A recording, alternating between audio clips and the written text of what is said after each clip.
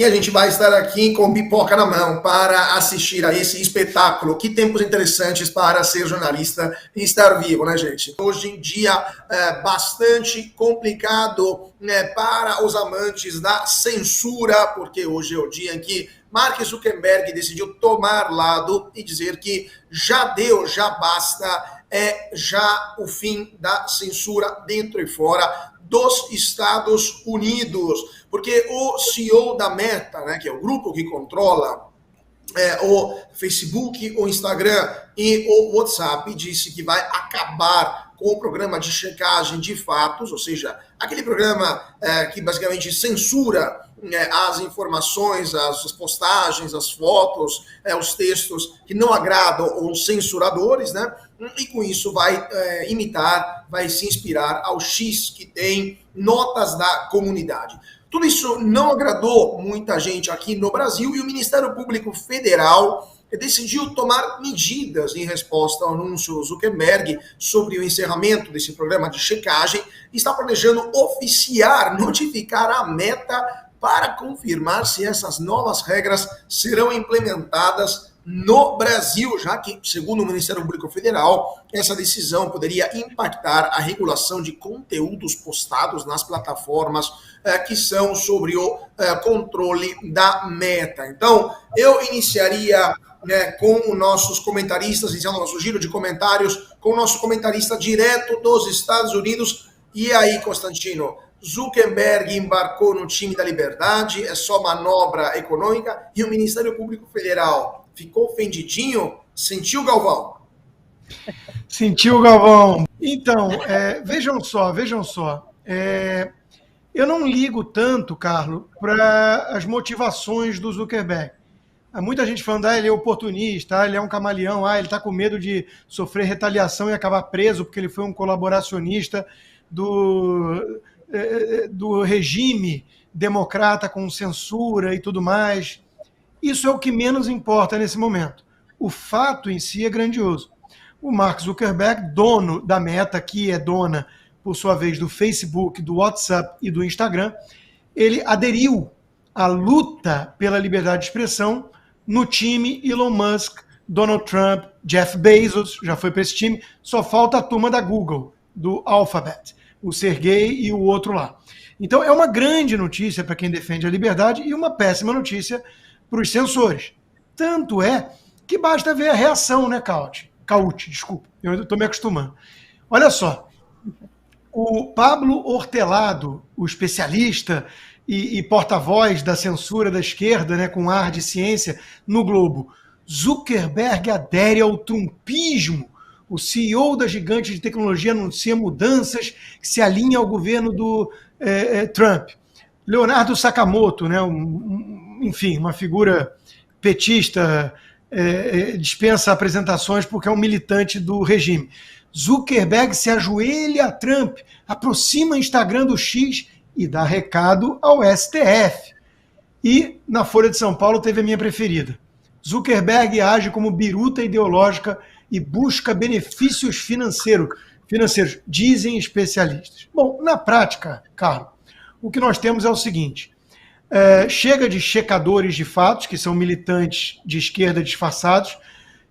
O recado está muito claro. Países latino-americanos possuem tribunais secretos que defendem a censura, e nos últimos 4 anos o governo americano apoiou essa censura e isso prejudicou muito a liberdade de expressão.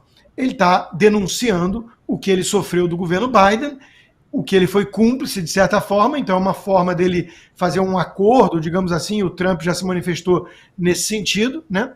E pedir perdão. Como é que ele pede perdão? Expondo o que aconteceu. Então nós podemos esperar que isso seja apenas o começo. Talvez venham aí os arquivos Meta, como tivemos os arquivos Twitter depois que o Elon Musk comprou do Barba de Bode, o Jack Dorsey, o Twitter. E aquilo ali revelou posturas ilegais de muitas autoridades. Imagina no Brasil, o Ministério Público já está se manifestando, a turma do PT, a AGU e o escambau, né? Preocupa o governo Lula, diz uma das fontes lá, né? Por que está preocupado? Porque defende a censura. Então, Imagina o que tem de pedido ilegal para a Meta, para censurar contas, para banir indivíduos, né? É um negócio escandaloso. A gente viu o que aconteceu com o Twitter. Então, agora nós temos as maiores plataformas do lado da liberdade, do lado do Trump, no lado certo dessa guerra. Do outro lado tem o quê? O tal do Cu e o tal do Sky alguma coisa. Vamos torcer, então, para que a esquerda seja coerente e vá para essas plataformas e deixe em paz a extrema-direita fascista, porque o Zuckerberg já virou fascista na Austrália. Né? Todos somos, orgulhosamente, de extrema-direita, agora à exceção de pedófilos, comunistas e censores corruptos e autoritários. Então, seja bem-vindo, Marquinho. Jiu-jitsu está te fazendo muito bem, não importa muito o motivo, o fato é que agora você é um dos nossos, um soldado na luta pela liberdade. Pois é, né? Um woke a menos, pelo menos até o momento, né? Como escreveu o Elon Musk no Twitter, bem-vindo à festa para o Mark Zuckerberg.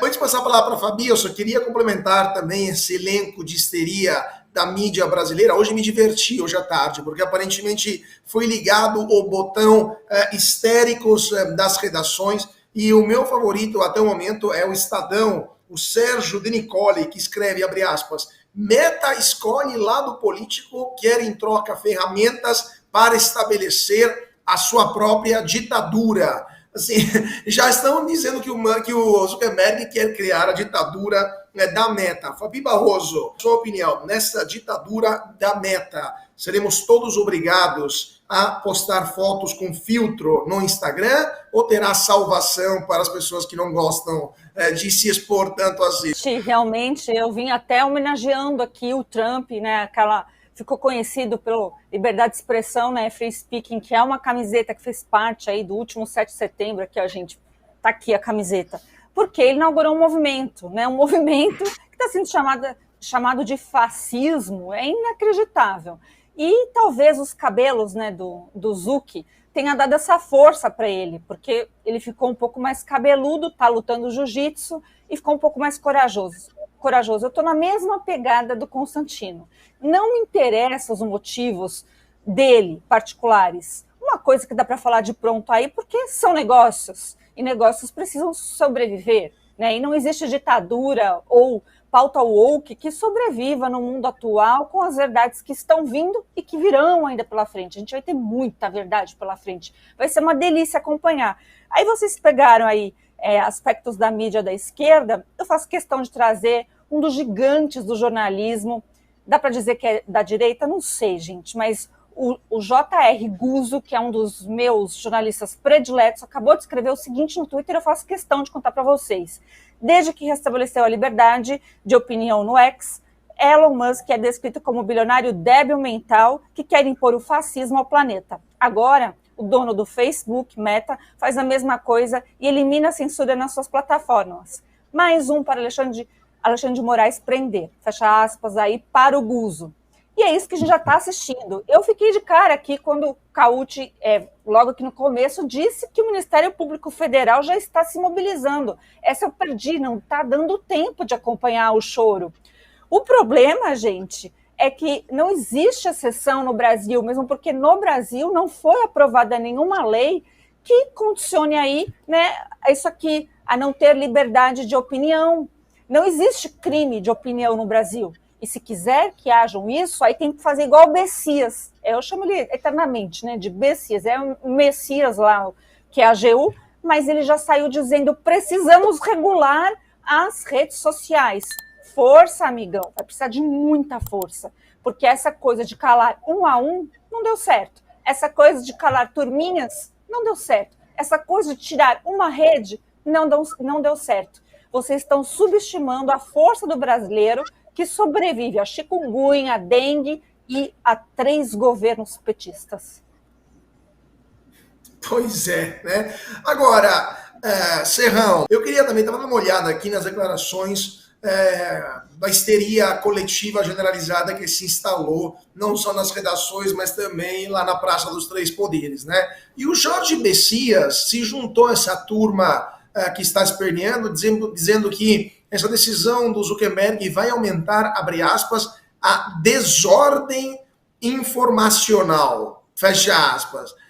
Primeiramente, que diabo é a desordem informacional, na sua opinião, Jorge Serrão? E ponto número 2, o que seria, na verdade, a ordem, né, segundo eles, na informação, né? A ordem soviética, a planificação, planos quinquenais de informação, ou simplesmente a informação que eles querem que a gente saiba, ou seja, sem falar de corrupção, dengue e desastres econômicos?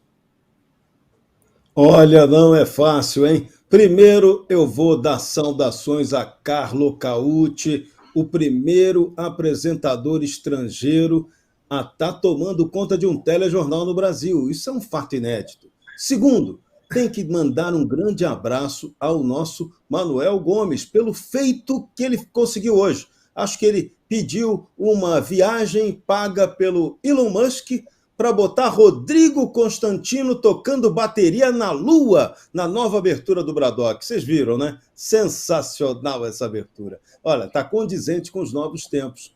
E terceiro, a gente vai direto para a pancada. Doeu, hein?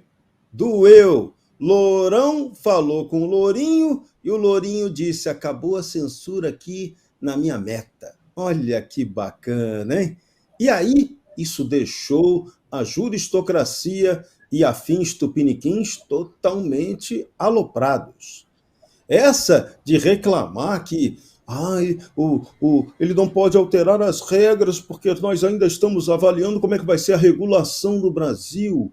Ou então, o que Caucci citou do nosso Messias, né, o nosso AGU, que sonha em ser ministro do Supremo Tribunal Federal, reclamando que isso vai afetar a desordem informacional. Primeiro, vamos lá. Esse conceito é uma grande estupidez. Não existe desordem informacional. Existe informação verdadeira ou falsa, correta ou não. A desordem é promovida exatamente pelo ideólogo picareta que usa a informação de maneira travestida, equivocada, falseada. Essa é a desordem informacional, se é que ela fosse existir, né? E não o que eles estão atribuindo a uma oposição que tem o livre direito de se manifestar, mas quando é a oposição que fala, é desordem informacional, na visão oficial do governo stalinista do Stalinácio. Mas quando é a situação falando, não, a informação é precisa, exata, quando é veiculada pelos diários oficiais, pagos a mensalão pelo governo do PT, desgoverno do PT, aí pode tudo, aí vale tudo, né? Parou. O importante é que agora tivemos uma decisão e parece que as grandes big techs acordaram, saíram do pesadelo e da manipulação woke e agora começam a entender que tem que valer a regra básica do país em que elas estão sediadas em sua maioria, Estados Unidos da América, cuja Constituição, em sua primeira emenda, proíbe qualquer tipo de censura. Mas a Constituição Tupiniquim também proíbe qualquer tipo de censura. E o Supremo Tribunal Federal daqui também já decidiu que não pode haver censura na DPF 130. Então, tudo certo, né? Não. Ultimamente, as supremas decisões têm determinado que censura pode haver sim. Só que isso afronta a Constituição. Então, o que agora as big techs estão acordando, e talvez elas possam nos ajudar aqui no Brasil, vamos parar de rasgar a Constituição do Brasil. Porque lá na América, o Lourão chegou, a Constituição de lá não pode mais ser rasgada. Então, não dá para aceitar nenhum tipo de censura, principalmente aquelas que Zuckerberg citou, que são praticadas por quem? Por certas cortes secretas aqui na América Latina. Olha, se isso daí fez cair a carapuça de alguém, então tá, resolvido o problema. Vamos caminhar para momentos de liberdade de expressão. Bem-vindo, Lourão! Valeu, Lourinho! Elon Musk, siga em frente. Pois é, eu queria só continuar nesse assunto, só rapidamente, gente, porque merece, né? Hoje não é um dia normal, hoje é um dia que está mudando não só o jogo no Brasil, mas no mundo inteiro, porque, primeiramente, temos o CEO, o fundador, de fato, das redes sociais modernas, né? Porque o Facebook foi a primeira rede social, então o Zuckerberg é meio que o Adão das redes sociais, né? O Prométeo das redes sociais, que fala abertamente que o governo americano mandou censurar. O governo americano, nos últimos 4 anos, ele fala claramente nessa mensagem. Inclusive, eu convido o nosso público do Bradock a assistir no Instagram do Elon Musk a íntegra do Zuckerberg, a íntegra dessa mensagem, porque é muito esclarecedora. Então, ele diz que o governo americano, durante a pandemia, mandou censurar, e eles censuraram, e fala de, abre aspas, cortes secretas, né? Secret courts, que não sei, eu traduziria, não sei como está, em cortes paralelas ou cortes ilegais, né? Cortes clandestinas, acho que ele quer dizer isso. Aí eu jogo para a Fabi, que é a nossa jurista de plantão aqui, né? O que você acha que deve estar acontecendo nos secretos corredores do Supremo Tribunal Federal nesse momento? Assim, porque só tem uma corte secreta na América Latina que censura. E é a Corte do Brasil, é o Supremo Tribunal Federal. Não tem isso no México, não tem isso na Argentina, nem na Bolívia tem isso, nem no Equador tem isso, é só no Brasil. Qual é a sua opinião? O que está acontecendo hoje nas cortes secretas do Brasil, censuradoras, e que foram citadas nominalmente pelo Mark Zuckerberg? Verdade, né? Não foi citado assim expressamente, mas até para aquele jogo de lógica, a gente tem que fazer exclusão e vai dar Brasil. Vai dar Supremo, porque o Supremo, como tribunal, é que interferiu diretamente aqui no X, todo mundo sabe disso, isso percorreu o mundo, e também, né, a quantidade de ações que a Meta recebeu, meu amigo, né? Então também isso representa. Ter demanda no Brasil não é nada agradável.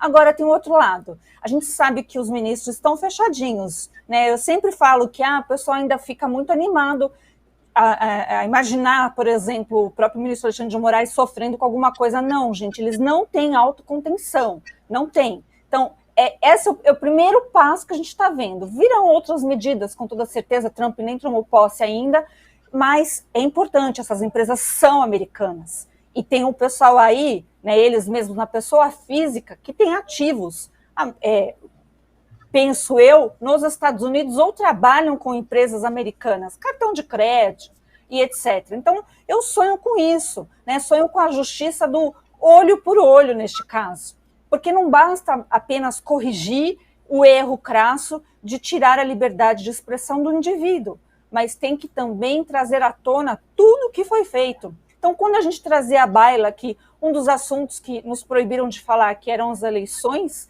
né, em 2018, em 2022, a gente não podia falar, tudo bem, não vou nem falar da urna, nem me interessa, mas que foi um dedinho a mais ali, que pesou bastante, todas as ações do judiciário, e aqui engloba TRE e STF, foi com certeza isso foi uma manipulação. Não adianta gritar, não adianta prender, não adianta ameaçar. Sabe por quê? Porque a verdade é uma coisa que ela escapa, é assim como a luz na física, né? Se tiver um ambiente completamente escuro e tiver só uma luzinha, essa luzinha ela vai ficando cada vez mais clara conforme a escuridão chega. É assim que eu penso a respeito do Supremo, né? Vai ter muita coisa para clarear e para vir à tona. Agora vamos ver ali o espírito de corpo que eles têm, né, de autoproteção, porque de autocontenção não tem nada, mas veremos, né? Eu, por exemplo, eu acho que na hora do vamos ver, tem gente que vai largar a mão de outra gente ali no Supremo. E eu estou com muita saudade daquelas tretas, né, que nós víamos com pitadas de psicopatia. Pois é, bons tempos em que a TV Justiça era interessante de se ver, né? Mais do que novela da Globo. Rodrigo, antes de depois passar para o Serra novamente, o Trump vai tomar posse daqui exatamente 13 dias, né? O que você espera que vai... Na base disso que a gente está vendo, na base do fato de que teremos um secretário de Estado latino, né? O Marco Rubio, ou seja, com um olho especial para a América Latina. Teremos vários deputados e senadores republicanos, trumpistas, também ligados à América Latina, por exemplo, a a Salazar, a Elvira Salazar, entre outros, né? Falei só fazer um nome. E temos agora esse caso do Zuckerberg. Temos também o Elon Musk, que sofreu diretamente a censura, né? O X foi suspenso por 40 dias no Brasil. Você espera que o Trump atue com alguma ordem executiva logo no começo do seu mandato, mande o Attorney General fazer uma investigação sobre o que está acontecendo no Brasil, ou seja, algum tipo de suspensão de acordos bilaterais com o Brasil, né, redução da intensidade das relações por causa dessa deterioração do clima democrático no Brasil? O que esperar dos primeiros 100 dias do governo Trump em relação ao Brasil? Alguma coisa firme. Veja que interessante, o estilo do Trump, Carlos, é muitas vezes subir o tom de ameaça para não precisar agir, que é como se faz a diplomacia no mundo, ameaça crível de uso de violência. É sticks and carrots, né? Você tem a ameaça do uso do porrete e o soft power com a cenourinha e a diplomacia. O Trump, ele deu a entender que colaboracionistas da censura podiam ter consequências. O Mark Zuckerberg já aderiu, já é um dos soldados da liberdade. Não precisou nem o Trump assumir. Então, eu acho que é interessante isso, porque o Trump vai saber mandar recados. E ele não tá para brincadeira. Acabou a palhaçada. Esse é o bordão. Acabou a palhaçada. E quem não estudar e não entender o recado, pode se dar mal. Então, o Brasil, ele está numa encruzilhada. Porque, veja, tem ministros do Supremo ali com... Um deles eu acho que está até à venda, mas com apartamento fora, né? Lisboa, aqui em Miami, coisas de milhões.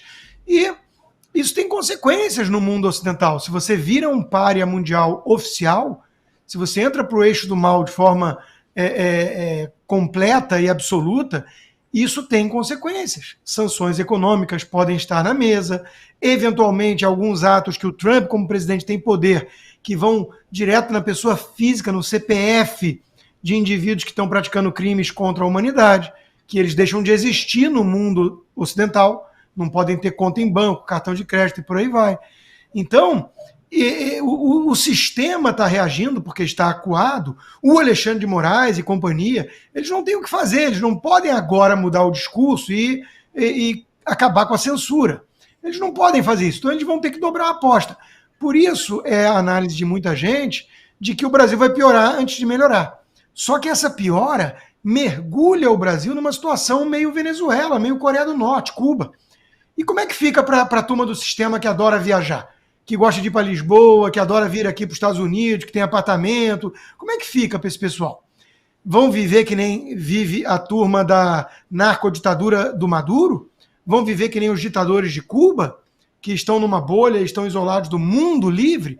Então isso tem consequências. Eu acho que muita gente no Brasil poderosa, os tais donos do poder, eles não querem pagar para ver, porque o Trump não está de brincadeira, acabou a palhaçada. Ele vai agir, o Marco Rubio vai agir, o Elon Musk está lá no Dodge, é outra coisa de burocracia, mas vai municiar essa turma de informações e argumentos para agir.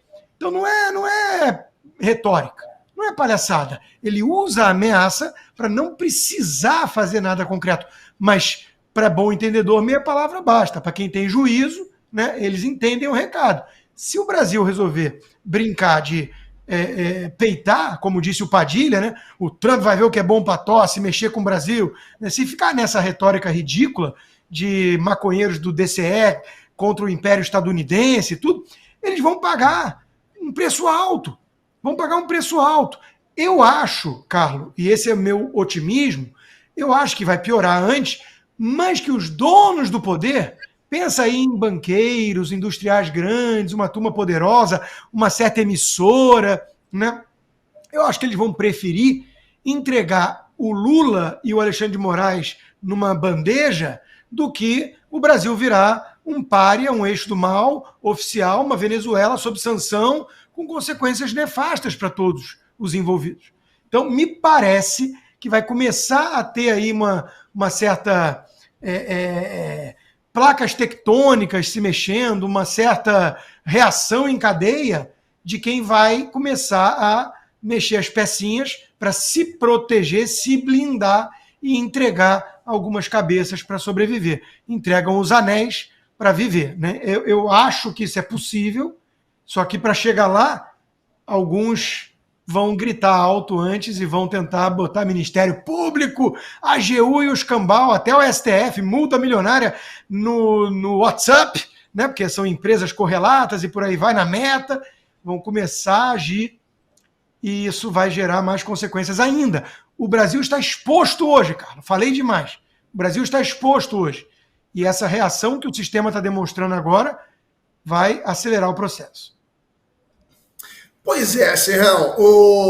Primeiramente, queria pegar um gancho daquilo que o Consta falou do colaboracionismo, né? Porque recentemente o ministro Alexandre de Moraes ele tinha declarado que a Meta, o WhatsApp, o Facebook, o Instagram, tinha sido uma das empresas mais colaborativas com a justiça brasileira durante as eleições de 2022, né?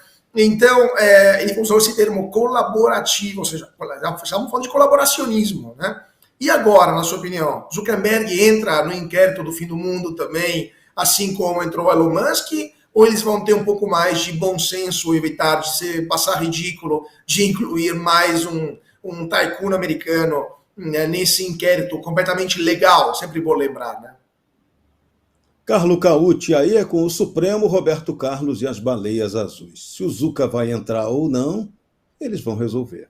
Agora, o Zuca criou um problemaço quando ele falou de cortes que censuram e são secretas. Por que ele falou isso? Na verdade, ele fez referência a algo que já se sabe aí no mundo pequeno, mas que agora começa a ganhar fatos mais amplos. A denúncia do Mike Benz, ex-funcionário do Departamento de Estado americano e que foi diretor de uma ONG pró-liberdade de expressão, a Foundation for Freedom Online. Ele disse: o sistema judiciário brasileiro foi infiltrado pela CIA e instrumentalizado pela mesma CIA para minar qualquer possibilidade de reeleição do Jair Bolsonaro e consolidar um modelo controlado e alinhado com a oligarquia globalista. O Benz também revelou que, a partir de 2018, a CIA agiu por meio do Center for Effective Public Policy Studies, chamado CEPS, para promover censura e manipulação sob o pretexto de combate à desinformação. Segundo esse mesmo Michael Benz, a parceria do CEPS da CIA ocorreu com instituições universitárias brasileiras, como a FGV, e com empresas de mídia poderosas, como o Grupo Globo, influenciando Judiciário e o Congresso Nacional para promover leis de combate à desinformação. Na verdade, propondo regramento para combater a liberdade de expressão. Então, segundo esse Mike Benz, o CEPS da CIA ajudou a patrocinar censura, perseguição política, controle das instituições e manipulação das narrativas contra a chamada direita no Brasil. Ou seja, o que foi descrito pelo Benz é exatamente o que Zuckerberg falou de colaboração, e colaboração que chegou até a ser admitida oficialmente aqui pelo Supremo Tribunal Federal Brasileiro, como você fez questão de lembrar o relato do próprio ministro Alexandre de Moraes. Consequência disso, possível e provável, os Estados Unidos da América vão abrir uma investigação séria acerca dos Twitter Files, coisa que já está sendo investigada pelo Comitê Judiciário do Congresso norte-americano, e agora, como lembrou o Constantino, pode ter aí uma adesão dos Metafiles. Então, vem chumbo grosso por aí, com denúncias efetivas, comprovadas, de como houve colaboracionismo do governo norte-americano, através de seu mecanismo de inteligência, ou de seu mecanismo de inteligência atravessado, para atentar contra a liberdade de expressão, para promover perseguição política e para tentar armar manipulação política no próprio Brasil. O bicho vai pegar. Lourão e Lourinho botaram fogo no parquinho. E a gente vai estar aqui com pipoca na mão para assistir a esse espetáculo. Que tempos interessantes para ser jornalista e estar vivo, né, gente?